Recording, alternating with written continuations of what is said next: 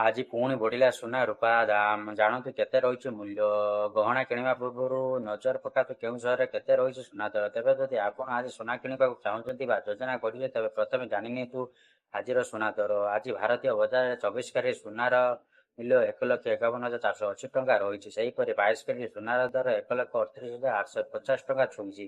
ସେହିପରି ରାଜଧାନୀ ଭୁବନେଶ୍ୱରରେ 24 କ୍ୟାରେଟ ସୁନାର ମୂଲ୍ୟ 10 ଗ୍ରାମ ପିଛା 1,51,480 ଟଙ୍କା ରହିଥିବା ବେଳେ 22 କ୍ୟାରେଟ ସୁନାର ମୂଲ୍ୟ 1,38,850 ଟଙ୍କା ପହଞ୍ଚିଛି।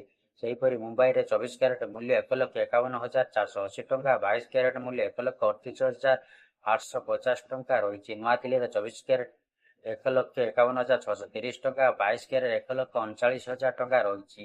ଦକ୍ଷିଣ ଭାରତ ପ୍ରମୁଖ ସହର ଚେନ୍ନାଇରେ 24 କ୍ୟାରେଟ ମୂଲ୍ୟ 1,53,270 ଟଙ୍କା ଥିବା ବେଳେ 22 କ୍ୟାରେଟ ମୂଲ୍ୟ 1,40,500 ଟଙ୍କା ରହିଛି। ପୂର୍ବ ଭାରତର ପ୍ରମୁଖ ସହର କଲିକତାରେ ଯଥାକ୍ରମେ 1,51,480, 1,38,850 ଟଙ୍କା ରହିଛି। ଅନ୍ୟପଟେ ରୂପା ମୂଲ୍ୟ କିଲୋ ପିଛା 2,55,000 ଟଙ୍କା ରହିଛି।